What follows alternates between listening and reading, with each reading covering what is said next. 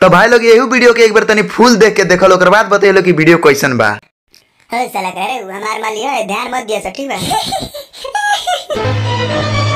हमार नाम खेसारी लाल बा। काम का करी? ए पट जा, चप्पल में बहुत मोट बाटे। ओ रे साला मालना पट्टी बहुत मार खा दिया।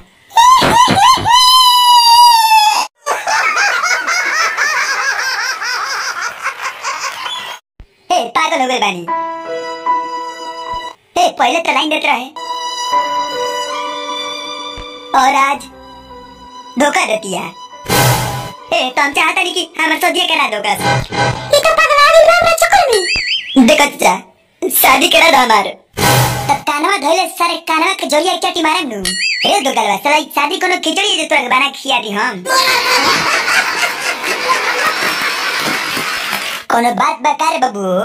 ए ना चाचा कोनो बात नहीं है। रात तनी ज्यादा ताड़ी हो गई रही से तनी नीचे से ऊपर नसवा चढ़ गई रही। बतिया समझ गए नु। अरे गांजा दारू सिगरेट पियो और हाँ तोरा कबो भी गांजा दारू ताड़ी का जरूरत पड़ी तो एक बेर हमारे संपर्क कर लिए, सब तोरा खातिर मुफ्त बा। तो चाचा तनी खैनी खियाओ ना अभी। बड़ी तावाइल बा।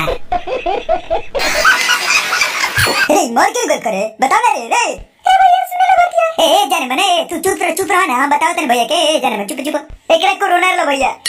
ई सब कोरोना से मरल खो। ए भैया हां सही कहता नहीं। ए भैया ई सर्व तो मुआ तो भाई कह। ए भैया सुन ले बतिया है भैया। अरे चल मर के गल करे पता चली तो गौवा ले मार के मुआ दिया सर सर के क्या कोई। ए तू गौवा के चिंता मत ना लो, हम का कलवानी मन बता रहा। फोटो कर खींच के फेसबुक पर डाल देले बने, केहू कुछ ना बोली। बस कर के